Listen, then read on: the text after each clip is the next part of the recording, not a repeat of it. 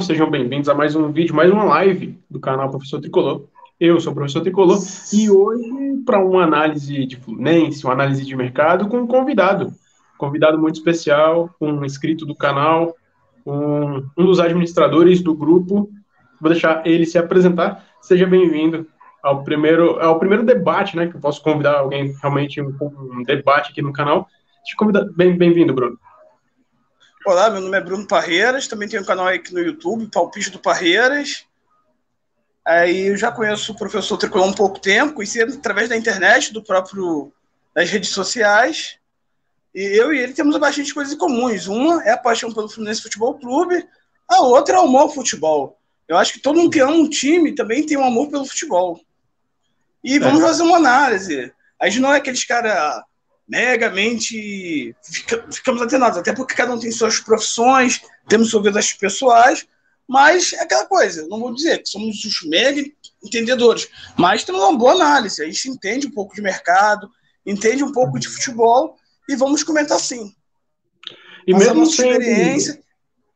Desculpa te interromper. Mesmo se a gente não entendesse nada, aqui é a casa do torcedor, né? Do mais leigo até o que mais sabe de tudo. Então, enfim, queria já saudar o Daniel aí, o Daniel Duarte. Boa noite, Daniel. Saudações tricolores. Seja bem-vindo à live. Espero poder agradar não só aos que mais entendem, mas aos que menos entendem também. Bruno, vamos começar com um dos temas mais importantes do Fluminense, não só na semana, mas acho que para o ano e para o triênio. Falar um pouquinho sobre as eleições. Sim, é um tema bastante polêmico e vamos ter que fazer aquela análise. Por exemplo, teve parte boa na gestão do Mário? Teve. Teve parte ruim na gestão do Mário? Teve. E também imaginar que vai ser desse 2023, 24, 25. Porque ele fala, ele acha bom ter um investidor forte, mas não quer perder o controle do Fluminense, ele quer manter os 51%. Isso para mim é bem interessante. Outra, ele está praticamente mantendo alguns jogadores. Alguns já tinham até contrato um pouco mais longo, como o Nino, André e o Ares, mas agora ele está aumentando o salário deles para não perder no meio do ano, que eu acho bastante interessante. E foi uma promessa que ele fez ao Diniz, né? De não perder a base do time, principalmente até a Libertadores do ano que vem. Muito interessante mesmo. E, assim, igual você falou, o Mário teve pontos negativos, muitos pontos negativos. Um deles é a venda dos jogadores da base por valores abaixo do que a torcida avalia, mas não do que o mercado propunha naquele momento. Mas, para falar a verdade, não só para você e para todo mundo que está ouvindo aqui agora no canal, eu considero o triênio, na verdade, 4 anos que ele passou, né? Porque ele pegou o finalzinho do mandato do Abad ainda. Bom, foi bom. Fazia muito tempo que eu não vi o Fluminense brigar lá em cima. Acho que você vai lembrar. Então, o Fluminense sempre brigando. Lembranças tristes. Sim, meio de tabela para 17, baixo. 18, 19. Desmanche todo ano. Por exemplo, Guimarães, Marlon, Ayrton Lucas saindo baratos para tentar pagar o salário que não ficava em dia. Exatamente. Isso é uma qualidade do Mário, né? Antes de montar um bom elenco, ele promete para o jogador que vai manter a casa em ordem e tem conseguido fazer isso. Com muita dificuldade, mas tem conseguido, né? E muito disso se dá graças a outra função dele, que é a questão da advocacia, né? O cara sabe muito e tem tentado colocar o Fluminense nos trilhos. Só para saudar aqui o Álvaro também e o Magno, que estão na live. Sejam bem-vindos também. Vamos falar um pouquinho sobre o Fluminense aqui. Sejam todos bem-vindos. Qualquer dúvida, qualquer sugestão, qualquer comentário, vocês queiram que a gente debata aqui, pode deixar aí no chat. Você consegue acompanhar o chat também, Bruno? Por enquanto, deixa eu ver. Ainda não apareceu, não. Não, né? Sim, não, dá para acompanhar. Qualquer coisa eu vou falando aqui para você. Se tiver alguma dúvida Se tiver dúvida pro professor, é para mim. E a dúvida pro diretor, eu mando para você. As dúvidas mais difíceis eu mando para você. Apareceu o amigo tricolor Magno Gomes, Álvaro Torres e Daniel Duarte. Pô, fico feliz pela presença de vocês. Cara, é uma satisfação muito grande receber não só você como convidado, mas os inscritos aqui do canal. Você sabe lá no grupo que a gente tenta conversar, assim, um pouco sobre o Fluminense, um pouco sobre o futebol. Então, receber vocês num grupo e aqui no canal é sempre muito interessante. Voltando para a questão do Mário. Você falou sobre a questão das renovações, né? Do André, do Nino, até que ele até já fez a proposta de renovação, deve responder depois das férias. O Cano, que é uma renovação interessante, apesar da idade elevada. O Arias, que não sei se vai responder também. Eu não sei o quanto o Arias está com a cabeça no Fluminense, o quanto que mexe com ele ter essa questão da Europa olhando para ele. Mas, beleza, mantém a base. Precisa de muitas contratações, você acha? O Mário pode subir a folha salarial pensando em conquistar uma Libertadores, mesmo que prejudique isso no final do mês? O que eu tenho visto pelos bastidores, sobretudo até do posição do Diniz, das entrevistas do próprio Mário em outros canais do Fluminense, que a ideia do Diniz é contratar, tipo, 4, 5 jogadores no máximo.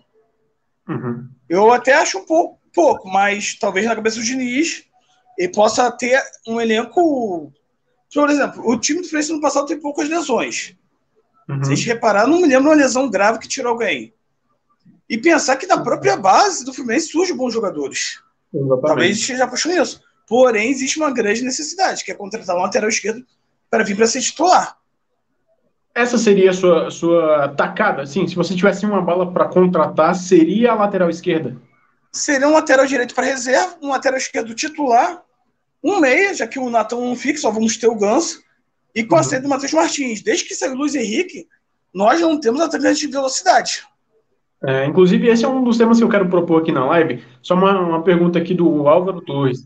O que achou da renovação do Fernando Diniz? Eu vou dar minha opinião, depois já te peço a sua também. Cara, na minha opinião, não podia ser melhor. Assim, a gente não tem muitos nomes no mercado. Talvez o Dorival, agora que saiu do lado de lá, seja uma boa opção para outros times. Mas Fernando Diniz, ele tem uma identificação tão grande com o torcedor, com o time, que para mim seria muito. Eu faria a mesma coisa no lugar do Mário, renovaria o contrato dele por toda a gestão. Acho que o Fernando Diniz fez um grande trabalho. E se ele aplicar essa filosofia de treino na base, o Fluminense não só forma bons jogadores, como forma também um bom conceito de futebol. Mas, na sua opinião, o que você achou dessa renovação por 2 anos? Como você falou, que tinha agora, no atual momento, é Dorival Júnior, que ninguém imaginava que ia ficar livre. A única outra opção melhorzinha, um bom treinador, seria o Daí Helma, que é um estilo diferente do Diniz. Aí não teríamos muitas opções. Talvez ia ter que procurar o mercado sul-americano. O Odaí acertou com o Santos. Acertou com o Santos. Mas estava um tempinho livre ainda. Se caso o Santos acertasse com o Diniz. E assim, a gente tem que analisar que o Diniz ele evoluiu bastante. Pensa, em 2019, que ele só queria jogar com volante. Termina este ano jogando com 3 volantes. Exatamente. Já jogando alguns jogos pelo resultado. Então, assim, Diniz ainda tem algumas teimosias, que às vezes querer improvisar jogador fora da posição de origem. Mesmo que tenha dado certo atualmente com o André, prefiro mais ver o André de primeiro volante do que zagueiro. E tenta, às vezes, improvisar Iago, que não deu certo como lateral, Caio Paulista como lateral, que não deu certo. Porém, aqui a gente tem que ver que o Diniz está em evolução na sua carreira ainda. E torcer que o ápice da carreira do Diniz comece em 2023. Cara, o ápice que o grande momento, talvez, da carreira dele seja do 23, 24.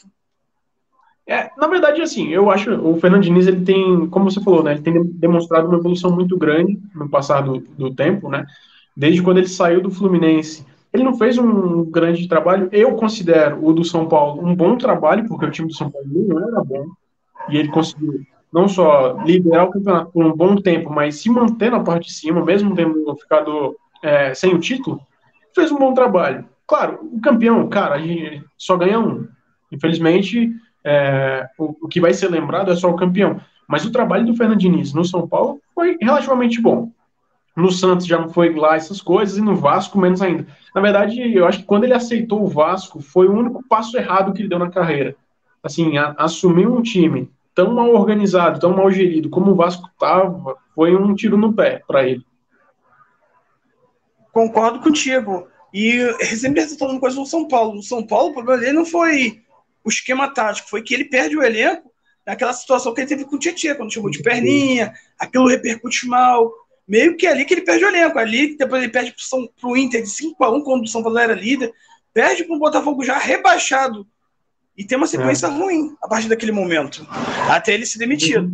E no Vasco, como você disse, que foi a derrocada da carreira dele. Talvez um mau momento. Tipo, ele assume um time que não era para assumir. Era melhor ter ficado parado. Sim. E outra, né? A gente vê o quanto a torcida do E Fluminense assim, pro gosta. Diniz eu vejo uma evolução. E agora no Fluminense eu vejo uma evolução na carreira dele muito boa. E pro Fluminense, você tem um vídeo no YouTube que é interessante. O que o Fluminense precisa para estar na mídia. Eu acho que essa rivalidade hoje, fortalecendo o Fluminense e Flamengo, é muito bom para o Fluminense estar na mídia, mas o estilo de jogo do Diniz ajuda muito o Fluminense estar na mídia também. Porque é o futebol que todo mundo quer ver. É o futebol que todo mundo elogia. E tem uns que criticam também, mas falam do Fluminense. E é diferente de tudo que a gente vê por aí, né? Porque muitos falam de comparação com o que é a Espanha, do que é o futebol do Guardiola, e mesmo tendo muitas semelhanças, ainda é muito diferente. O Fernando Diniz, ele consegue... É igual você falou, a gente terminou jogando com 3 volantes. Não acho que nenhum dos três seja volante de fato, um camisa 5. Acho que se eu desse uma camisa para os três, tanto para o Iago quanto para o André e para o Martinelli, todos seriam um camisa 7, camisa 8, porque são volantes que sabem sair jogando e marcam com qualidade. Talvez o mais volante deles seja o Martinelli, mas são 3 meio-campistas com muita qualidade, né? Tanto no apoio quanto na defesa. Então, assim, o Fernando Diniz, ele largou aquele esquema com 3 atacantes, ele insistia demais com 3 atacantes. Quando o Matheus Martins estava mal, ele deu chance, deu oportunidade, colocando o Caio Paulista numa posição que não era dele também. Mas, da mesma forma que ele tentou com o Caio Paulista, ele fez com o Caio Henrique e deu certo, né? Então, e outra, além disso, quando ele colocou o Cris Silva, olha o que o Cris Silva apresentou, né? E isso já é culpa da contratação da diretoria. Exatamente. O Cris Silva. Exatamente. Em relação ao Caio Henrique, deu certo, mas no Atlético Paranaense o Diniz tentou botar o Rafael Veiga, que hoje está no Palmeiras, de lateral direito, e não deu certo. Um comentário do Lúcio Júnior. E o Gabriel Teixeira? Será que ele renderia bem com o Diniz? Eu acredito que sim. Para mim, o problema é que o Gabriel Teixeira é uma criança, não suporta a crítica, provocou a torcida e perdeu o gol contra o Olímpia. Assim, eu fico pensando sobre o Gabriel Teixeira. É um jogador que tem qualidade e não tem a mínima cabeça. Assim, o Martinelli sofria muitas críticas de jogar sem torcida e com torcida, você lembra? Eu acho que o Gabriel Sim. Teixeira é a mesma coisa. O Gabriel Teixeira é um cara que, quando ele é muito cobrado, ele não consegue desempenhar bem. Seria um bom retorno. Seria um bom retorno, até porque é o Fernando Diniz que está trabalhando com ele, né? É um atacante rápido, que o Fluminense vai precisar, um atacante que sabe driblar. O problema é isso, lidar com a pressão da torcida, porque você falou do gol que ele perdeu contra o Olímpia, ele também perde um gol parecido contra o Atlético Mineiro na Copa do Brasil, em 2021 contra o Atlético Mineiro, que era um gol que seria importante. Ele ficou marcado por esses gols que não fez, mas aquilo, é um jogador novo, você pode ter na finalização, e outra, na mão do Diniz o cara vai evoluir muito. Exatamente. Pensa Exatamente. com quem ele trabalhou, com o Roger Machado e Abel. Sim, eu gosto do futebol do Gabriel. Apesar de achar que ele não tem cabeça e que pode falhar em alguns momentos que sejam importantes, como ele fez contra o Olímpia, é um bom jogador para ter no banco. Porque hoje, se você olha para o banco do Fluminense, não tem ninguém que entra para ser o jogador driblador, para ser o jogador que pode definir uma partida num contra um, e ele pode, né? Mesmo que ele não finalize, ele faz a jogada e toca pro Cano, por exemplo. E tem o selo de Xerém, né? Isso mesmo, tem que incentivar o Gabriel Teixeira cada vez mais a tocar a bola pro Cano, porque o Cano fede a gol. Cano sabe pegar essa bola e tratar bem como ninguém. Boa referência aí a bola. Bom, em relação à contratação, por exemplo, de lateral esquerdo, não sei se você acompanhou a última live, falei sobre algumas opções boas que a Copa do Mundo oferece para gente, né? Tendo times, seleções equatoriana, por exemplo, a própria Argentina, seleções sul-americanas, né? O mercado sul-americano oferece bons nomes. Vale a pena insistir ou cometer o mesmo erro que cometeu com o Pineda, por exemplo? Ou você tentaria a base em primeiro momento? O Fluminense tem aquela necessidade para fazer um bom em 2023 é contratar um lateral que venha para ser titular e analisar bem o mercado, porque quando você traz o Pineda, é um lateral esquerdo com 29 anos que só tinha jogado na LDU no Barcelona de Guayaquil. Se ele fosse bom, ele já tinha vindo para o Brasil muito antes ou já estava na Europa. Tá bom, foi uma aposta? Foi. Agora é tentar mapear novamente o mercado sul-americano, da mesma forma que o Ares, o Michel Araújo, O próprio Ione deu certo, o Pacheco não deu certo. Nem de acerto vai viver sempre. Então, vai ter que avaliar. Talvez o futebol argentino, que a maioria está desvalorizada, tem jogadores acessíveis de muitos times. No lateral esquerdo do Huracan, que seria uma boa opção. Saber mapear bem o mercado e também olhar o mercado nacional. Sim. Eu tenho olhado muito alguns jogos das seleções sul-americanas exatamente para tentar achar ali algum jogador que ninguém esteja olhando. Até citei um pouco do Estupiñán, que hoje está jogando na Premier League, acabou de chegar no Brighton. É um jogador difícil de achar, porque é um cara que apoia com muita qualidade, é um jogador muito rápido, mas que deixa buraco na defesa. Mas é uma boa, né? Pro futebol do Fernando Diniz, um lateral que apoia é melhor do que um lateral que marca, porque sempre está subindo, né? Sempre deixa as costas. Cris Silva não fazia nada disso. O Caio Paulista, cara, vou te falar, me surpreendeu ele não dar certo na lateral, porque é um cara que tem fogão, forte, é um cara rápido. Cara, impressionante. A bola chegava na lateral esquerda e não saía, não produzia nada. Toque pro lado, o cara errava. Cruzamento na área era raríssimo, assim. E acho que por isso a torcida do Fluminense queria tanto ver o Marlon, por exemplo, antes até do Caio Paulista, né? O Marlon ainda era quando a briga era com o Criciúma e Pineda. O Marlon também não era essa Coca-Cola toda, né? Não era nenhum jogador, mas a gente estava com tanta abstinência de um bom lateral que até o Marlon se tornou uma boa opção. E uma oportunidade de mercado que se viesse para jogar, viesse com a cabeça focada mesmo. É um jogador que foi revelado em Querem, é o Marcelo, que teve problema com a balança até pouco tempo atrás lá no Olympiacos. O Marcelo, ele me lembra um pouco do que o Botafogo fez com o Rafael. O Rafael também não vinha bem quando foi repatriado lá para o Botafogo. E no Botafogo, entre aspas, né? Claro que joga, tem uma cobrança um pouco menor, mas é um bom lateral. O Marçal, que eles encontraram lá na Premier League, é um bom lateral, que ajeitou a lateral esquerda do Botafogo. Então, o Fluminense precisa encontrar esse jogador. O Marcelo, para você, seria uma boa? O Marçal seria uma ótima contratação, porém, certamente tem uma multa considerável para um jogador já com 33 anos. Marcelo? Uhum. O Marcelo, o problema é ser um novo Daniel Alves, um novo Rafael no Botafogo. É um cara que está acima do peso e saber qual a motivação que o Marcelo hoje em dia tem. Será que o Marcelo ainda tem motivação para jogar? Ainda mais, pensa, num esquema como o do Diniz, que o jogador tem que correr se movimentar a partida inteira. Tem que ser consideração a partida inteira. Ainda mais ele, que às vezes faz aquela última linha de 4, da linha defensiva. Com Samuel Xavier, Nino, Manuel, Marcelo vai ter que estar atento, vai ter que correr muito. Assim, vai depender muito da motivação do Marcelo. Assim, da motivação de querer ainda jogar, da motivação dele não querer sair da Europa, porque o filho do Marcelo treina no Real Madrid B, se acostumar a vida em Madrid. Mas, assim, eu vejo o Marcelo talvez como eu via o Ganso, por exemplo. O Ganso é um jogador que rende muito com o Diniz, porque é o Diniz. É um jogador que tem... Assim, eu acho que ninguém discute a qualidade do Paulo Henrique Ganso, porque é um gênio. E o Marcelo, para a posição dele, para a lateral esquerda, se quiser jogar, mesmo não tendo pique para ir e voltar toda hora, é uma boa contratação, desde que, é igual você falou, esteja focado. E a gente precisa saber quais são as ambições dele para o final de carreira. Se quer vir só para ganhar dinheiro enfim, jogar de vez em quando, não é o lugar dele aqui. Vai lá encerrar a carreira no Botafogo, que é o time do coração dele.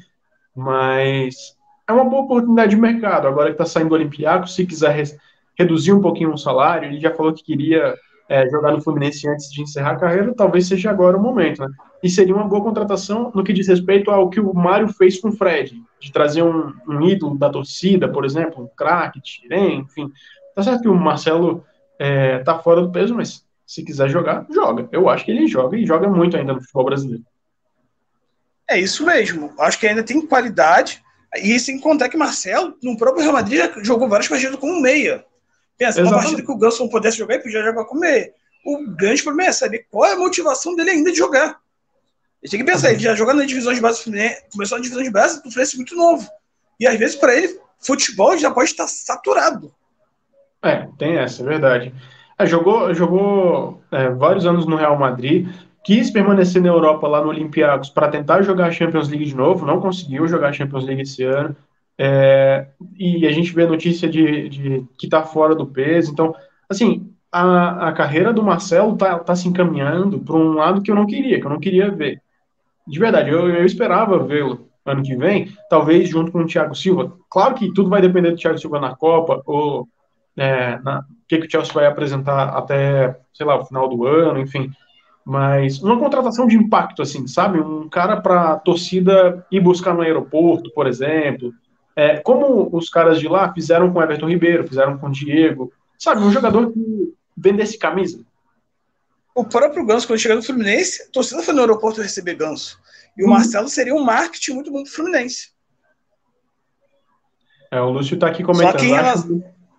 Acho muito difícil a volta do Marcelo para o Brasil. A questão não é só dinheiro. A família já está estabilizada na Europa. Acho muito difícil ele passar por uma mudança dessa agora. Eu também acho. Também acho que talvez o maior problema do Marcelo hoje não seja nem só o Fluminense. É sair da Europa, voltar para um país desorganizado. Assim, um país, comparar o que é a Europa com o que é a América do Sul, num contexto geral, e nem digo só o Brasil.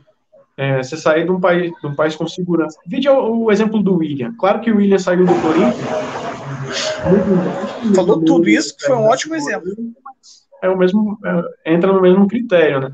Você vai sair de um outro mundo para vir jogar aqui. Não sei se ele aceitaria isso. E sem contar que Marcelo já recebeu sondagem dos Estados Unidos. E lá a cultura é bem diferente do Brasil. Por exemplo, mesmo Marcelo jogando bem no Fluminense, ele quer fazer um passeio com a família na praia. É torcedor rival xingando ele, zombando ele. Sim. Aquela privacidade que o jogador às vezes gosta de ter com a família, amigos, no Brasil é complicado ter. Sim. E sobre deixa eu só ler a mensagem do Lúcio. Sem falar que eu ouvi dizer que o Marcelo foi convidado para trabalhar no Real Madrid. Essa questão do trabalho é só para aposentadoria, ele ainda não decidiu quando vai se aposentar, se vai se aposentar mesmo. Acho que eu vi esses dias que a tendência é que ele realmente se aposente, porque, igual você falou, o foco dele talvez nem seja mais o futebol. O filho dele é um bom jogador, você já viu alguns vídeos do filho dele? Já vi, só que ele joga mais na frente, é um meio atacante de qualidade, faz gol. E outra coisa que motiva o Marcelo às vezes ficar na Europa.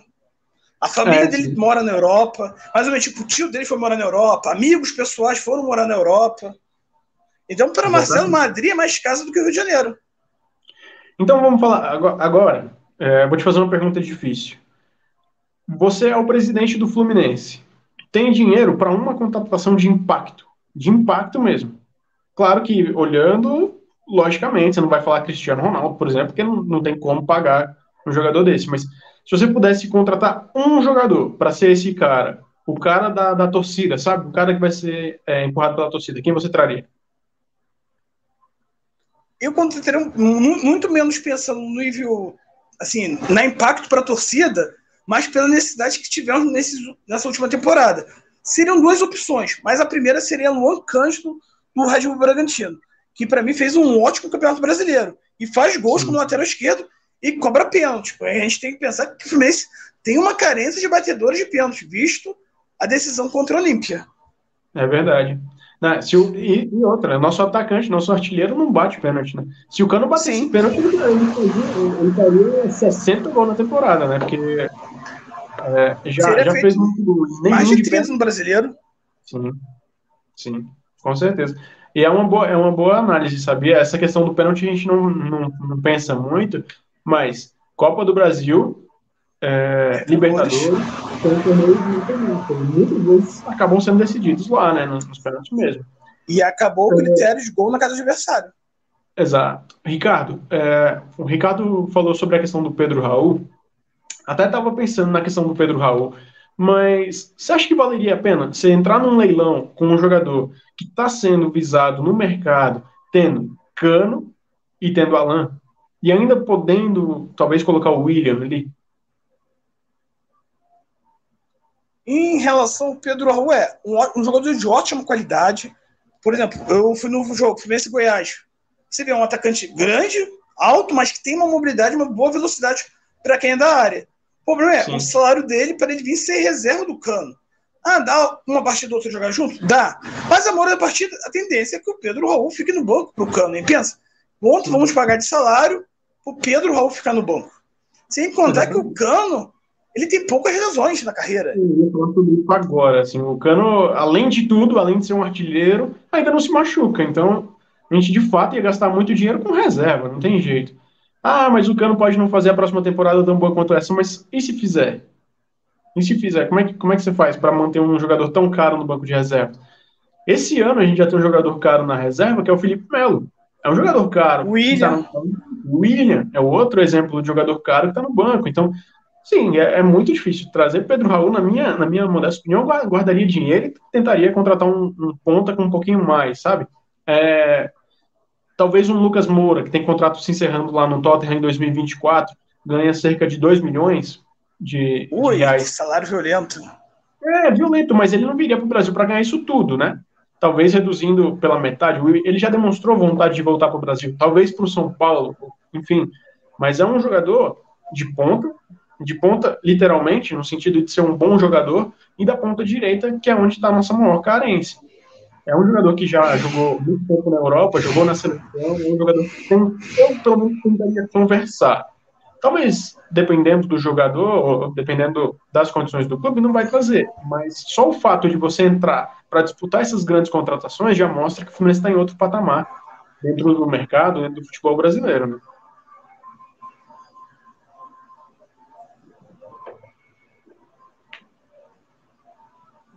Deixa eu ver aqui mais Concordo comentários. contigo. Jogadores dos lados. Tem que contratar um jogador para ser titular, já que temos o. Calma aí. Fluminense tem que contratar jogadores para ser titular. Reserva já temos muitos. Ganso bate muito bem. Acho que essa questão do Ganso deve ser pênalti, né? Deve bater muito bem pênalti. Acho que é isso que ele está querendo dizer, o Sebastião. Nessa questão de jogador de ponta, assim, sei lá, a galera fala do Pedro Raul. Se o Suárez estivesse disponível no mercado e reduzisse o salário, igual ele fez, por exemplo, para jogar no Nacional, você tentaria um Cavani, que é desejo de muitos times aqui do Brasil, sei lá, tentaria convencê-los a voltar? O problema é a pedida do Cavani e do Soares. Quando o Grêmio sondou eles do Botafogo, era mais de 2 milhões de reais que eles pediram. Não dá. Não dá. E para ser banco Isso também, aqui né? já. Do Pedro Raul. Mesmo E problema do jogadores Pedro com Raul. históricos de lesões. Sim. Voltando rapidinho para a questão da lateral esquerda. Tem um jogador lá do Ceará, acho que a gente até estava comentando sobre ele lá no grupo, que é o Bruno Pacheco, que faz as duas, né?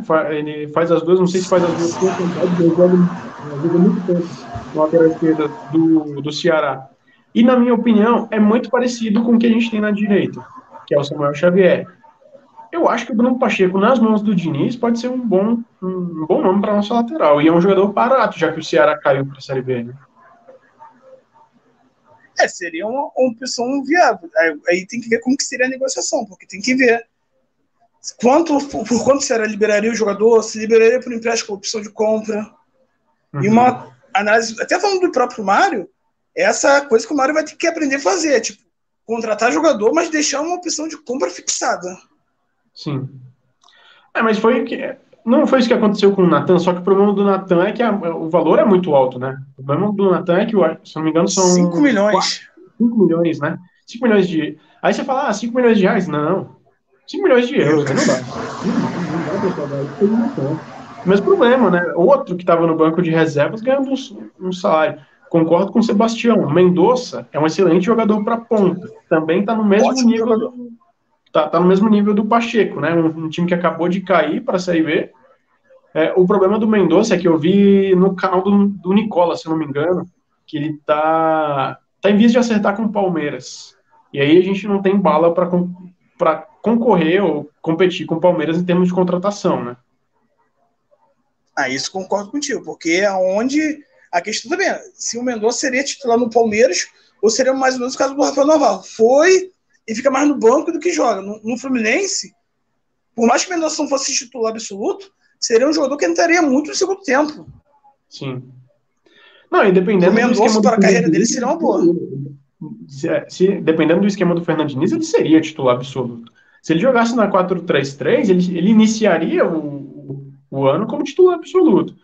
Agora, se mantiver. Sim, Ganso, Soares, Mendonça e Cano. Exatamente. E ficaria com dois meio que ponta aberto com velocidade e que volta para buscar jogo. Exatamente. E o Arias é aquele, né? O Arias é aquele ponta que não é de fato um ponta. O Arias é aquela formiguinha que tá em todo lugar do campo. Tem hora que você vê ele do lado esquerdo, puxando contra-ataque pelo lado esquerdo. Tem hora que ele tá no meio, fazendo a do Ganso. Tem hora que ele tá na direita, ajudando o Samuel Xavier e o atacante do lado dele. Então, assim, lógico, o mundo ideal era ir no mercado sul-americano e encontrar um Arias Júnior, sabe? Um clone do John Arias que atue pelo outro lado. Mas jogador como o Arias é raro, muito raro. Então, esse esforço que o Fluminense faz para manter esse jogador, hoje, vale para mim é a melhor contratação que o Fluminense faz. Manter o Arias, principalmente para a Libertadores, é muito importante mesmo. A gente manteve o André, vai manter, se Deus quiser, vai manter o Nilo, vai manter o Cano, mas o Arias, para mim, dessa peça, essa engrenagem toda, é o que mais flui. Assim. É um jogador que sem ele. Se bem que tem a questão do Ganso. Eu não sei se você viu alguns vídeos de análise minha. É impressionante como o Paulo Henrique Ganso ele faz a engrenagem do Fluminense rodar. Sem ele em campo, o Fluminense não joga do mesmo jeito. Não consegue. Então, acho que em todas as contratações, um cara para reposição do Ganso quando ele estiver lesionado, ou quando tiver, enfim, com fadiga muscular, ou, enfim, quando for poupado, também seria uma boa. E o Vina seria uma boa para essa posição, talvez. Eu concordo contigo em relação ao Vina. Acho, por mais que ele tenha feito uma temporada um pouco abaixo, o Vina, eu acho uma boa opção. Até aquele jogo que você pode ter os dois jogando juntos. O problema do Vina é o salário, 600 mil que ele ganha no Ceará. Mas agora ele sabe que ele não tá nesse nível, né? Ele não tá mais num time de Série A. Ele tá num time de Série B. E se ele quiser jogar em Série A, ele vai perder o salário. Ninguém vai pagar isso pelo Vina. A temporada que ele fez ano passado foi muito irregular. Mas esse ano foi muito irregular e ainda teve problema com diretoria, teve problema com o torcedor. Então, a temporada do ano passado, e agora sim a do ano passado mesmo, foi excelente. Colocou o Vina aqui, mas agora ele não tá aqui, ele tá aqui. E o próprio Ceará, que vai ter um orçamento diferente jogando uma Série B, o orçamento diminui muito, para eles tentar emprestar o Vina para algum outro clube, seria um grande alívio para os cofres do Ceará. E para o Vina tem um detalhe, ele pode ter sido mal do Fluminense, quando ele jogou em 2015. Só que ele já demonstrou, às vezes em redes sociais, um certo carinho e apreço pelo Fluminense. E, assim, se mantendo no Ceará, o Magno até pediu para olhar aqui o comentário dele. Tava lá em cima, Magno, desculpa, eu acabei não vendo, passou rapidinho aqui. Se mantendo no Ceará, e é um jogador que eu já estava de olho há algum tempo, e agora que, como todo o time do Ceará, né, que caiu vai ser desvalorizado, o Fernando Sobral seria uma boa opção para banco, porque eu acho que para titular ninguém chega para ser titular. Ninguém chega para barrar Martinelli, André e talvez o Iago. Talvez chegue para barrar o Iago, mas André Martinelli, hoje, eu acho que não sai, né? Fernando Sobral seria uma boa para essa posição? Pensando em compor elenco. Até porque talvez dos jogadores que a diretoria possa vender no meio do ano, talvez o Martinelli, que seria aquele jogador que você vende, mas que não repercutiria mal com a torcida. Não é aquela válvula, os principais, que é Nino, André, Ganso, Soares e Cano. Aí você desmonta o time. Como você saiu no Nonato, você se sente um pouco, mas depois Martinelli e Iago não tiveram nível. Então o Martinelli talvez seja aquela válvula de escape que a diretoria possa vir fazer dinheiro no meio do ano. Aí tem então, a questão você já tem o meio. Que entrou e rendeu bem do lado esquerdo, mas que a função dele, de fato, é volante, né? O Calegari também, que quando entrou do lado esquerdo, rendeu. Assim, Fernando Sobral é um cara que tem qualidade para chegar e, sei lá, assumir uma posição ali no meio, mas no meu ponto de vista, tendo o Calegari e tendo o Alexander, talvez, dependendo da dificuldade de contratação, não vale a pena manter, não vale a pena insistir. Sim, concordo contigo. E o importante também é contratações cirúrgicas. Sim. Porque o torcedor se acostumou muito em 2017, 18, 19, até 2020, quando o Fluminense do nada contratava 10, 12 jogadores de uma vez só. E jogadores... reparar, esse ano foram poucos jogadores contratados no início. Acho que tá com um pouco de delay, né? A minha fala acho que vai um pouquinho depois para você, um pouquinho de atraso, mas deu uma travadinha de leve, mas tudo bem. O Sebastião tá aqui falando que o Fernando Sobral seria uma boa contratação. Sim, seria uma boa contratação. Se ele viesse a um preço razoável. A gente não vai gastar muito dinheiro no jogador, é igual a gente estava comentando há pouco, para ser banco. Eu acho assim, um bom clube, um bom time, ele se faz de jogadores experientes que devem compor, sim, o time titular, o time principal.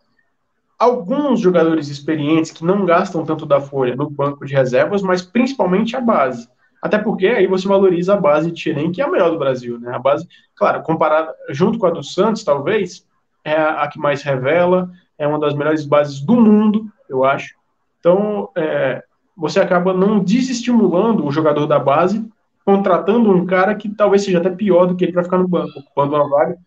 Por exemplo, quanto tempo o Wellington teve que ficar no banco para o Alexander chegar? Não, só falando disso, pensa que a diretoria pensou em emprestar o André para o CRB ou para o Botafogo, porque a prioridade era ter o Wellington e o Hudson. Pensa isso. Pensa o André no CRB, pensa o André no Botafogo. E a gente tendo que passar o ano com o Wellington e o Hudson. Não, e outra, não, e ainda vou um pouco mais longe. Você imagina o André atuando dessa maneira no Botafogo, sendo comprado pelo John Textor. Você acha que o John Barato. Textor ia querer sair? O cara ia rir muito da gente. Eu acho que isso faria Mário não ser eleito. Sim. O Lúcio está comentando aqui, tem o Caio Vinícius que está voltando. Cara, assim, eu tenho um pé atrás com o Caio, porque toda vez que ele entrou em campo, ele comprometeu de alguma maneira. Então, eu não sei se a ida dele para o Goiás esse ano fez ele amadurecer. Eu já vi que o Inter está de olho. Talvez tentar uma contratação, uma troca com o Internacional seria uma boa, dependendo do que a gente pode tirar ali do Inter. Não sei até que ponto eles estariam dispostos a negociar uma troca também, porque também estão na Libertadores. Sebastião está falando também da questão do Arthur, do Bragantino. Arthur é uma excelente contratação. Muito caro. Muito Isso, caro. esse é o Tirar um problema. jogador do meu staff é muito difícil. O Bragantino vai olhar para o Fluminense e vai olhar para a Europa, vai preferir vender o jogador para a Europa, lógico. Mandar para uma das séries deles na Europa, para a Áustria, para a Alemanha, enfim. O Arthur, de fato, é uma excelente contratação, mas não acho que seria fácil, não. E pensar que o Red Bull praticamente não tem dívida. Então, os caras não têm necessidade de vender do dia para a noite. Não tem dívida, não tem cobrança de torcedor, né? Porque a torcida do Bragantino jamais vai pegar no pé do Arthur quando ele errar um ou dois ou três lances ou falhar na frente do goleiro, igual, por exemplo, a torcida do Fluminense fez, ou faz com o Biel, por exemplo. Com razão, tá? Com razão. Pega no pé do jogador que não deveria falhar da forma que o Biel falhou, por exemplo. E comemorar assim também contra o torcedor não é coisa de profissional. Mas o Arthur, ele convive muito, ele lida muito bem com o Bragantino, porque lá não tem tanta cobrança. Ele é o craque do time? Sim, mas lá não tem tanta cobrança. Mas dando um detalhe, a cobrança não é menor, mas o Luan Cândido chegou um momento, chega a mostrar o dedo para a torcida. Isso eu achei, vai criar um mal-estar do Luan Cândido, vão emprestar. Não, multaram, voltou a jogar. Exatamente. Você imagina ele fazendo isso aí com a torcida do Fluminense? Ele sai do outro dia. Não vê o Oswaldo de Oliveira que fez isso no outro dia? Sim. Se a gente pensar, ex-Gídio, Danilo Barcelos, mal começa, quando a torcida volta, depois da pandemia, os caras mal entravam em campo, nem mal tocava a bola, a torcida já estava vaiando. Sim, exatamente. Fábio, esse ano a torcida vaiando, mesmo ganhando. Exatamente do Fábio. A torcida do Fluminense é apaixonada, apoia o time o jogo inteiro, diferente das outras aqui do Rio. Acho que a torcida que mais se assemelha à torcida do Fluminense em termos de grito, talvez seja a do Vasco, porque é nosso maior rival. Quando o time tá perdendo, você vê calada. Você vê a torcida do. Eu ia falar da torcida do Botafogo, mas não tem muito, então provavelmente vai ser sempre calado. Mas a do Vasco, assim, você vê o Vasco 3 anos na Série B. 3 ou 2, não lembro. 2 anos na Série B. Tá 2. Quase foi pro terceiro. Sim. E a torcida apoiando. E quando pega ranço de um jogador, cara, é muito difícil tirar. Muito difícil tirar mesmo. Eu não lembro, assim, de uma volta por cima de um jogador do Fluminense que teve ranço da torcida. Não lembro. Sim. Só pegou Egídio no Barcelos, não tinha condições de jogar. O Wellington era vaiado toda vez que entrava. E muita gente que torce pelo outro time não entendiam, porque com 5 minutos de jogo, ou às vezes o time ganhando, o cara tinha um certo nível de vaias. Sim. E talvez o único exemplo que eu vou lembrar que era, entre aspas, né, perseguido pela torcida e que deu a volta por cima é o Samuel Xavier. Samuel Xavier, sim, é um exemplo de que pode render com um técnico e não com outros. Samuel Xavier, para engrenar nesse demorou, e foi o mesmo problema que aconteceu no Caio, do Caio Paulista, né? O cara foi barrado por um cara que nem da posição era, que era o Calegari. A gente tem que avaliar também com quem o Samuel Xavier trabalhou há muito tempo, com o Roger Machado e depois com o Abel. Aí ele que era aquele esquema, jogar lá atrás, tentar sair com a bola da defesa de qualquer jeito. Sim. E hoje em dia o Samuel Xavier talvez nunca tenha tido isso na carreira. Sair trabalhando, tocando a bola no campo de defesa, onde muitos treinadores falam, dá um bico para frente, dá um bico para o jornalista e vai apontando. Não é verdade. E como aumentou assim a questão ofensiva como qualificou a questão ofensiva do Samuel Xavier? É um outro jogador que igual o Arias, não igual, mas seguindo na mesma linha, é um jogador que você vê muito pela direita, lógico que é a função dele, mas muitas vezes também pelo meio. Muitas vezes fazendo ali uma espécie de volante ou até um meia saindo para o jogo mesmo. Cresceu muito. Eu tenho quase certeza o gol que ele fez contra o Juventude, ele que estava no meio da área para fazer o gol. Sim. Ou você vê como que o time de juiz se movimenta. Normalmente é o lateral que cruza para alguém no meio da área. Não, ele que estava lá para receber a bola. Exatamente. O Edmundo falou aqui, temos que focar no mercado sul-americano, concordo. O mercado sul-americano é uma mina de ouro. E tendo como base que o mercado sul-americano usa uma moeda desvalorizada com relação ao real, mesmo sabendo que o real anda desvalorizado também, trazer bons jogadores sul-americanos ficaria bom e barato, né? Agora, a questão tem que ir certo, tem que ir na certeza, não adianta ir numa expectativa, por exemplo, do que foi o Pineda, igual a gente já citou agora, como foi o Fernando Pacheco, que para mim foi até uma boa experiência, um jogador novo, que rendia na seleção de base do Peru, mas que não deu certo. Então, assim, jogadores, se é para contratar mercado sul-americano, contrata os mais novos, porque você tem até a expectativa de vendê-los depois. Ou até de tentar reemprestar esses jogadores se valorizarem. E é bom sempre exaltar que, por exemplo, 50% do Ares custou $600 mil. 50% do Michel Araújo custou $700 mil. Você vê como vale o custo-benefício. Onde no Brasil você compraria um John Ares, 50% dele por 3 milhões e meio de reais. É verdade. Aqui, mais 2 comentários, Bruno. Magno Gomes, mais uma vez, obrigado, Magno. Obrigado a todo mundo que está acompanhando a live. Só mais uma vez agradecer a todos. Vocês não sabem o quanto é importante para a gente, né? Acho que para o Bruno também.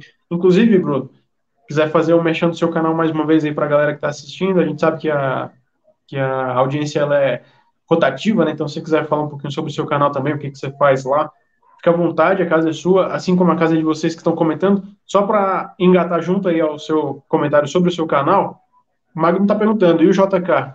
Vocês acham que tem algum jeito para aproveitar o ano que vem? Cara, é aquilo, né?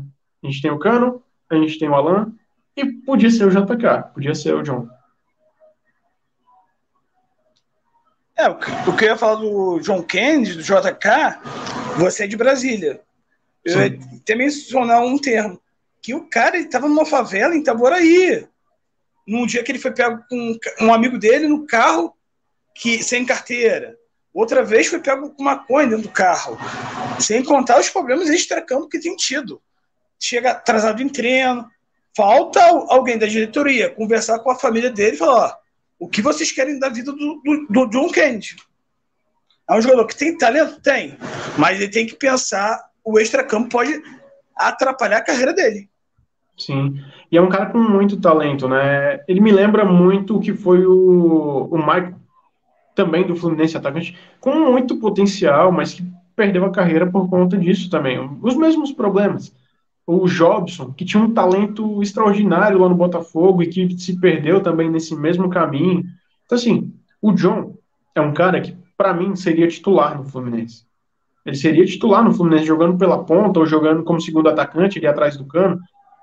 Mas enquanto ele não se dedicar à profissão dele, entender que talvez ele seja o responsável para levar o recurso para a família dele, não só hoje, mas para o futuro, não vai jogar. E não só no Fluminense, ele não vai jogar em lugar nenhum. Isso mesmo. Esse que é o problema, porque daqui a pouco vai ficar o jogador lá no Fluminense, uma hora termina o contrato, uma hora empresta, uma hora ele perde ritmo de jogo, vai jogar num time que talvez ninguém vai pensar muito na carreira dele, não jogou bem, treina aqui separado. Acabou o seu contrato, volta lá pro seu time. E aí, quando o cara perde esse início de um bom momento, a carreira do jogador desanda muito. E o pior não é a carreira do jogador desandar, é a vida pessoal, tudo desandar. Porque às vezes ele tem que pensar que talvez o grande futuro dele financeiro é como jogador de futebol. Isso pode gerar até uma depressão. Eu concordo plenamente. E a gente, assim, eu sou o tipo de cara que eu costumo dar valor nas coisas agora. E é por isso que eu sempre agradeço todo mundo. Não sei se você estava na live do André, que ele fez o comentário sobre o canal, e fez o canal crescer bastante, inclusive. Fez o canal ser o que é hoje. E eu tenho essa questão de valorizar enquanto está aqui. E essa questão do John Kennedy, o que parece é que ele vai valorizar quando ele perder. Isso é um problema. Muitas pessoas falam, né? A gente só dá valor quando perde. E eu acho que essa é a situação dele. Infelizmente, é um jogador com muita qualidade, mas, enfim, não vê a carreira como prioridade. Um comentário do Lúcio sobre o Casares, né? Para mim, Casares para mim também era um excelente jogador, só não deu certo porque eu concordo exatamente com o que o Lúcio disse. Para mim, o Casares não deu certo no Fluminense porque só jogava na retranca. Então, o futebol dele não tinha oportunidade de aparecer. Também acho que o Casares seria uma espécie de Paulo Henrique Ganso hoje, poderia até ser uma opção, sei lá, para banco. Lógico que ele não vai voltar, nem estou pedindo a volta dele aqui, tá, gente? Mas seria uma boa alternativa. E sabe quem me lembra também? Sornosa. Sornosa que fez uma campanha muito boa com o Del Valle na Sul-Americana. E falando do Casares, ele também, no Fluminense não teve esse problema relacionado à bebida, mas uma coisa que deixou o Casares muito mal rotulado foi tanto no Corinthians, no Atlético Mineiro, ele e o Otero, que era dupla lá, era, às vezes, treinava virado bêbado ou a bebedeira. Isso só queimou um pouco o Casares. O Sornosa, ele foi campeão agora pelo Del Valle, da Sul-Americana, novamente. E jogando muito bem, o Sornosa jogando muito bem. Ele era muito Sim. criticado pela torcida do Fluminense por sumir em alguns momentos do jogo, não aparecer. Sonossa, né? Muita gente chamava ele de Sonossa. Lá no Corinthians, a mesma coisa. A gente vê muita qualidade no Sonossa, mas essa questão de apagar durante a partida é um problema dele também. Só que esse ano no Del Valle fez uma grande campanha lá na Sul-Americana, jogou muito bem a final contra o São Paulo, inclusive bons jogadores do Del Valle de novo, né? Revela muitos jogadores e bons jogadores o Del Valle. Bom você ter tocado o assunto do Del Valle, que é um pouco de uma inspiração para o Fluminense, que eles com pouco já chegaram em final de Libertadores, perdendo para o Atlético Nacional, e ganharam 2 Sul-Americanas na história recente. O orçamento baixo. O campeonato equatoriano paga muito pouco. E eles com pouco conseguem muito. Eu concordo plenamente. Acho que e também vivem muito da questão da base ou da contratação dos jovens. Você pode ver que a idade média do Del Valle não é alta. E sempre vem pegar jogadores que estão escondidos aqui, ou então da própria base, né? Na verdade, o futebol equatoriano como um todo é mais voltado para isso, né? Equatoriano, Sim. chileno, sempre voltado muito para a base. Bom, vamos mudar um pouquinho de assunto, sair um pouquinho do Fluminense, sempre bom falar do Tricolor, sempre bom falar do Fluminense. Você quer inserir mais Copa do Mundo. algum comentário sobre o Tricolor? Alô? Tá ouvindo? Tô. Tá. Você quer falar mais alguma coisa sobre o Fluminense ou a gente pode mudar para a Copa do Mundo? Sim, podemos falar assim da Copa do Mundo. Bom, falar de Fluminense é sempre muito bom, sempre muito fácil. A gente fala aqui Sim. sorrindo, e principalmente no momento bom que a gente está, né? É sempre bom falar do nosso tricolor, mas vamos falar da Copa do Mundo. Amanhã tem jogo. Vamos falar do Fluminense também? Amanhã tem Richarlison. Sim, tem Richarlison e vamos ver com quem Richarlison vai jogar. Já que Neymar se machucou, aquela lesão do Neymar deve tirar ele de um tempo, talvez só volte nas oitavas, aí sem ritmo de jogo. Será que Fred vai meio que assumir essa posição e impactar, vai fazer armação no time? De acordo com o GE, foi exatamente o que o Tite fez. Colocou o Fred, avançou um pouquinho o que é o Paquetá, né, para atuar ali como um 10, e na lateral direita, que foi o que o Danilo deixou, por exemplo, de vaga, ele testou o Militão, confirmou o Militão. No meio-campo, eu acho que eu, como brasileiro e como dinizista, entraria com o Rodrigo, mas não acho errado ele entrar com o Fred também, não. Não acho um problema muito grande também, não.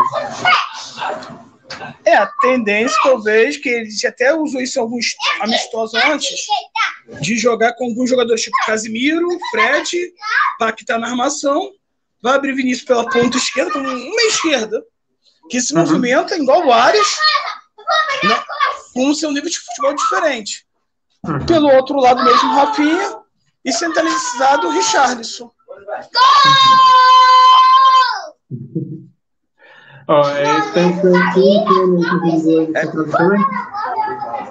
É meu pequeno que chegou aqui em cima agora. É o futuro Germancano, é a futura base do Fluminense. Sim, Aí. sim. O bom que já tricolor. Difícil era não ser, né? Principalmente com a torcida que a gente tem. Você está sempre lá no Maracanã, pelo que você manda lá no grupo, então é muito bom para o torcedor estar lá, né? Voltando para a Copa, a gente viu problemas, né, para grandes seleções na primeira rodada, com a Argentina, com a Alemanha. Você acha que a Suíça pode causar algum problema para o Brasil amanhã ou mais uma vitória tranquila? Sim, sim. A Suíça ela se destaca historicamente pelo seu o ferrolho suíço. A Suíça sabe se defender muito bem. Se o Brasil teve dificuldade para abrir o placar contra a Sérvia, a dificuldade contra a Suíça é maior. Então o Brasil vai ter que ter calma, vai ter que trabalhar a bola. A Suíça vai querer jogar por aquela uma, duas bolas. E é bom lembrar que teve Copa do Mundo, acho que foi em 2010, que a Suíça foi eliminada sem perder nenhum jogo. Sim, é verdade. Então, assim, o Brasil vai ter que ter... É uma escola suíça que já está acostumada a jogar assim há anos. Então, o Brasil vai ter que ter calma. Até por isso eu acho interessante jogar com Casimiro e Fred, deixar para quem está mais à frente, para não ser surpreendido no contra-ataque. E, principal, ter calma, porque os caras vão jogar por aquela uma, duas bolas, vão querer se defender ao máximo possível. Se o Brasil conseguir fazer um gol ainda no primeiro tempo, a partida melhora muito o Brasil. Porém, se eles terminam o primeiro tempo 0-0, para eles é bom, e para o Brasil tem aquela pequena pressão, tem que fazer logo o gol. Sim, concordo. 2 comentários aqui sobre a lateral direita da seleção brasileira. O Lúcio pergunta, por que o Tite levou o Daniel Alves? E o Sebastião logo na sequência, eu entraria com Daniel Alves e Rodrigo. Então você vê, assim, claro que o Daniel Alves não é unanimidade, está longe de ser. Faz muito tempo que não tem uma grande partida, desde a época do São Paulo, não atua, e no São Paulo jogava em outra posição, que não era lateral, jogava muito pelo meio. Mas por que o Tite levou? Porque é um jogador de confiança, né? Um jogador de confiança do treinador. Então, eu não levaria. Mas já que tá, a gente tem que torcer para ir bem.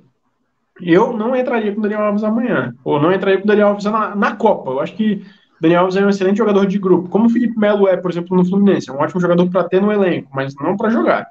Para jogar, não. Acho que tem jogadores em melhor fase técnica, tem muitas opções ali para o lado direito, até para improvisar mesmo. É um jogador bom para ter no elenco, mas não é um jogador titular. O Rodrigo, concordo. O Rodrigo fez uma excelente temporada com o Real Madrid. Lá com o Ancelotti cresceu muito de produção. É um jogador que pode ser decisivo a qualquer momento do jogo. Mas Dani não. Rodrigo sim, Dani não. Como você mesmo disse, Daniel Alves é o homem de confiança, porque não tinha muita explicação em levar o Daniel Alves. Talvez com aquele sentimento, tipo, ele jogou a Copa de 2018, que podia ser a grande Copa do Daniel, que ele se lesiona. Só que o Daniel Alves chega no momento que ele joga no meio campo do Pumas, não vai bem no Pumas, e a imprensa mexicana, a convocação quer dizer, que o Daniel Alves vai mais como homem de confiança e homem de grupo. Eu também acho. Tá travou um pouco. Ou aquele jogador de segundo tempo. De posição aí, né? O Magno comentou aqui, eu entraria com Daniel Alves e Bruno Guimarães, porque ele tem qualidade para jogar na frente. Acho o Bruno Guimarães um bom nome para começar a partida. Se não fosse o Fred, eu Em também relação ao entraria. Bruno Guimarães, eu vejo uma boa opção. Eu concordo com a Valéria. A gente deve optar por Militão. O Daniel foi só para assistir de camarote, também acho. É o novo rei do camarote, né? Daniel Alves, assim, a gente não pode contestar a questão da qualidade que ele já teve, conquistou muitos títulos na carreira, mas hoje já é um jogador em fim de carreira, não deveria estar na seleção, infelizmente, já que está, torcer para ninguém mais se machucar, para ele não precisar entrar, porque é um.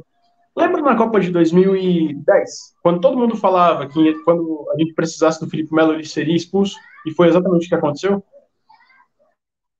Acho que é a mesma coisa se aplica ao Daniel Alves hoje. É torcer para ele não precisar entrar.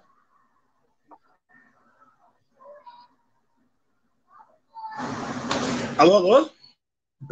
Tá atrasado aí para você, né, Bruno? Agora acho que caiu, né? Ou não?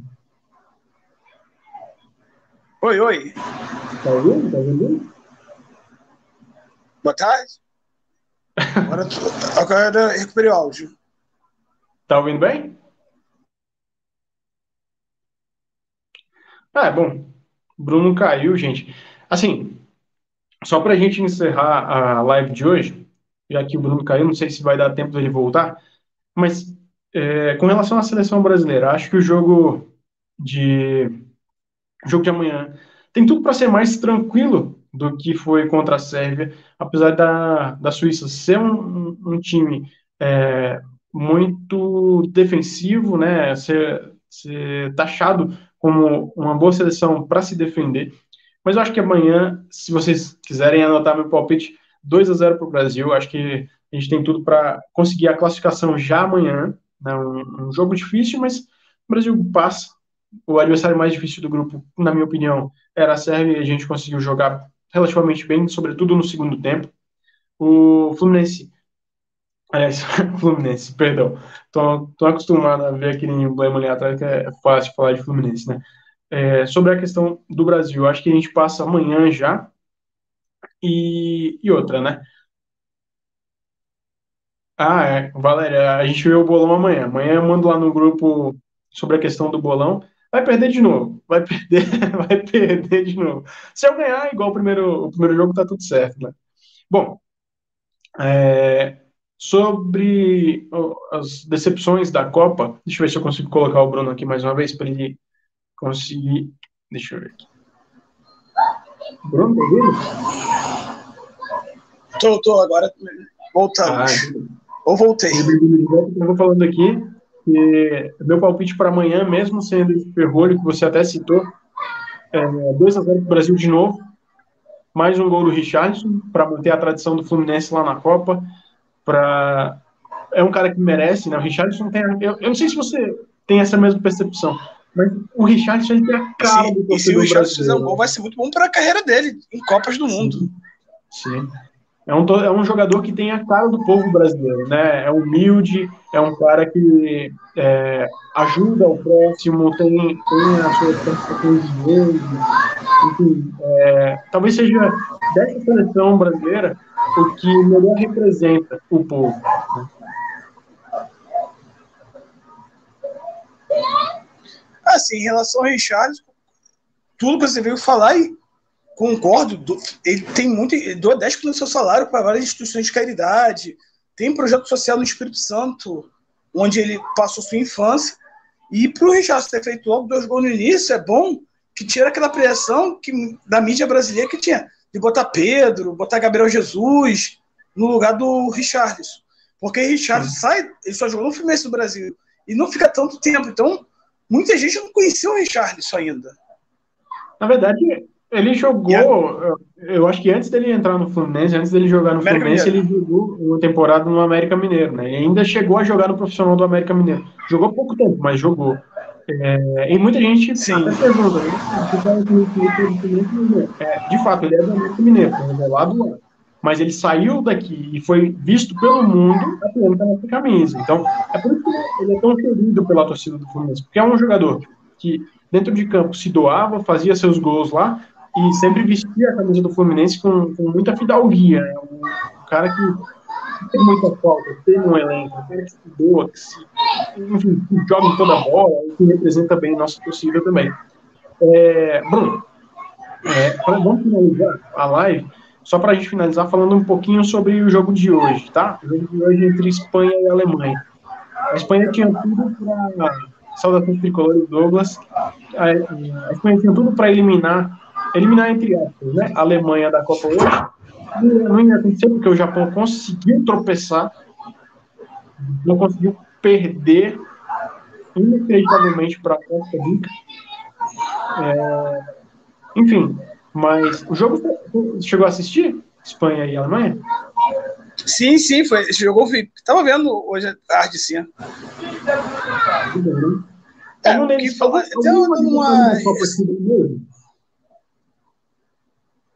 Pode repetir de novo? Se não tem nem como. Algum adversário dessa Copa te dá algum medinho, algum frio na barriga, alguma coisa do tipo? Porque pra mim, cara, até agora, tudo que eu vi, o Brasil é o melhor. E concordo contigo que o Brasil seja um grande favorito para ganhar a Copa do Mundo, mas para mim tem duas seleções que muita gente fala pouco, que para mim pode fazer ainda uma boa Copa, é a seleção inglesa, que muita gente esquece. Para mim, a seleção tem muitos jogadores jovens, que pode vir fazer uma boa Copa, chegou à final da última Eurocopa, jogou até melhor do que a Itália, que não está na Copa. E outra seleção que também tem bons jogadores, se avançar, é um adversário complicado, é o Uruguai. Assim, falando de outras seleções, a própria Argentina pode ter ganhado do México, mas foram 2 jogos da Argentina muito abaixo, para uma seleção que a gente possa falar, favorita para ganhar uma Copa do Mundo. Mesma coisa a Bélgica, né? A Bélgica foi a mesma coisa. Para mim, a Bélgica é uma decepção da Copa disparadamente. Disparadamente. Jogos horríveis. E contra o Canadá, o jogo da Bélgica foi horrível. E hoje? O da Bélgica ganhou o Canadá, mas jogando mal o primeiro jogo. O jogo da Bélgica hoje perdeu para o Marrocos. Sim, um jogo assim que eu falava que o que aconteceu com a Bélgica de 2018. As casas de apostas estão rindo da cara de quem apostou na Bélgica para passar da fase de grupo, porque, sinceramente, não acho, não. Um comentário do Lúcio. Eu ainda não sei o que pensar da seleção. Para dizer a verdade, o primeiro jogo me surpreendeu. Foi bem melhor do que esperado. Eu me estou enchendo muita bola dele, sinceramente, eu ainda não confio. Assim, nem acho que seja enchendo a bola. Eu não sei se o nível da Copa está muito baixo ou se realmente o Brasil está um pouco acima dos outros, mas eu acho que é mais pela questão do nível da Copa estar muito abaixo. Tem muita seleção devendo mesmo. A seleção portuguesa, no primeiro jogo, também foi uma luta para conseguir a vitória, apesar de ter vencido por 3-2. A Bélgica, como a gente citou, a Inglaterra já tropeçou no segundo jogo. A Espanha, hoje... Eu acho que a Espanha, de todos eles, já tem demonstrado melhor futebol, apesar de ter empatado hoje com a Alemanha.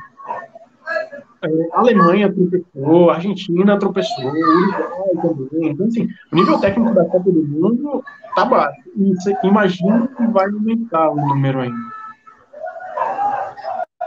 Bom, algumas coisas que você ressaltou. Primeiro, falando desse aumento no número para 48 seleções. Imagina os jogos que vamos ter em 2026. Imagina, por exemplo, o Oman estaria nessa Copa. Iraque não, Síria. Iraque sim, Síria não iria, não. Imagina o Iraque e Panamá, para você ver. Iraque e Panamá jogam. Imagina a seleção da Oceania, imagina. Nova Zelândia. Realmente. Vai ser. Sim, Nova Zelândia estaria na Copa, como representante da Oceania. Vai ter muito jogo ruim de se ver. Teve muita surpresa boa também. Achei muita surpresa boa. O Japão, por exemplo. O Japão, no primeiro jogo contra a Alemanha, o Canadá hoje deixa a desejar. Amassou a Bélgica, mereceu a vitória, mas hoje já não apresentou a mesma coisa. Hoje foi contra quem mesmo? Contra a Croácia. A Croácia hoje, no segundo tempo, jogou muita bola. Segundo tempo também, primeiro tempo não estava jogando bem, não. E a Croácia deve ser de a geração de alguns jogadores importantes. Sim. A gente vai olhar essa Copa despedida de Messi, de Maria, Soares, de Cristiano Ronaldo. E aí, pensando no Brasil a longo prazo, Porque muita gente também está acostumado a pegar um Brasil que tinha o melhor do mundo na época, tipo o Rivaldo, Ronaldo, Ronaldinho Gaúcho, Kaká. Por mais que a gente não tenha o melhor do mundo, Vinícius Júnior joga onde? Real Madrid, destaque.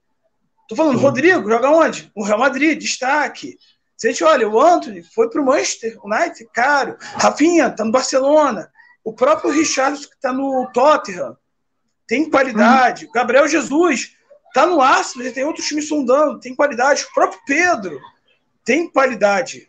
Se a gente olhar essa seleção para 2026, os caras podem estar voando em 2026. Sim, e para citar mais sem contar que essa Copa tem muito jogador que ainda pode se destacar. Exatamente.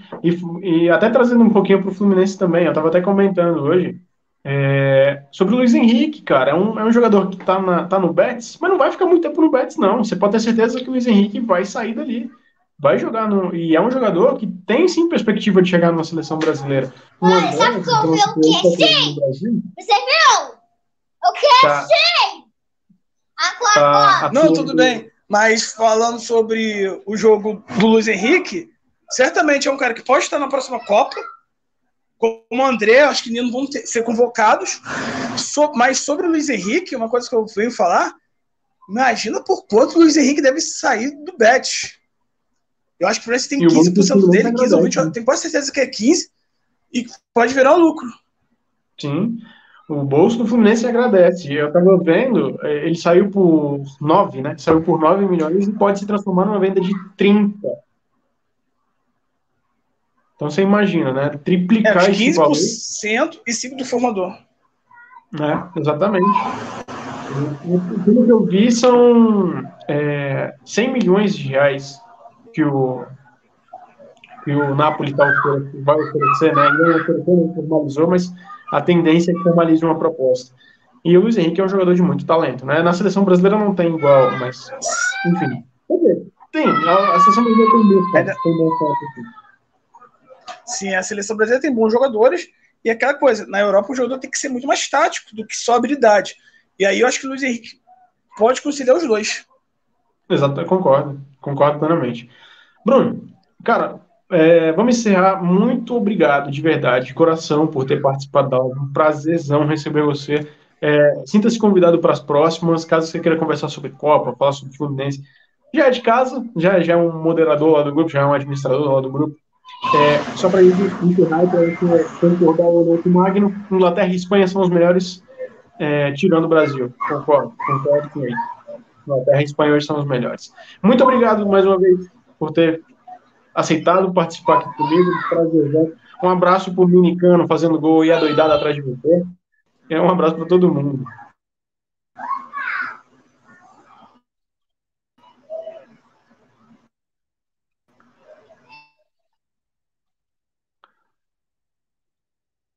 Bruno, tá ouvindo? Não, acho que já foi também, né? Caiu de novo. Alô? Tá ouvindo? Tá escutando? Tá ouvindo? Agora tô ouvindo sim. 1h e 11 minutos, que passou rápido. Acho que dava para estender um pouco mais de assunto, mas fico muito honrado de ter feito parte dessa live, feliz. E também tenha sido um bom aprendizado para minha pessoa, porque eu digo que uma coisa que temos aprendido na vida é viver e aprender. E todas as experiências que você passa na vida, acho que é muito bom. Cara, muito obrigado mesmo, muito obrigado de coração. Espero que tenha sido de fato muito bom para você. Tomara que a gente faça isso mais vezes. Obrigado, Luiz. Obrigado, sim, ficaria muito feliz, sim. Magno. Obrigado, deixa eu ver aqui. Eu quero citar nome por nome, Fernandes também, Sebastião, todo mundo que participou de alguma forma. Muito obrigado. Tem inscrito aqui do canal, se inscreva também no canal do Bruno. Bruno, como é que te localiza aí no YouTube? Sim, fico feliz em ter feito parte, sim.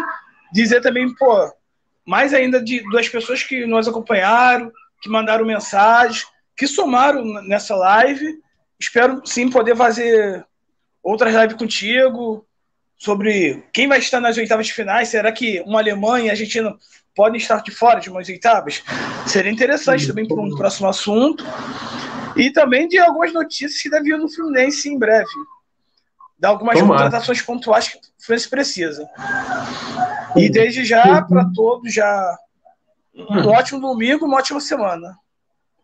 Isso aí. Gente, muito, muito, muito obrigado por terem assistido a live até aqui. E não se esqueçam nunca, nunca deixem com que seus medos sejam maiores que sua vontade de vencer.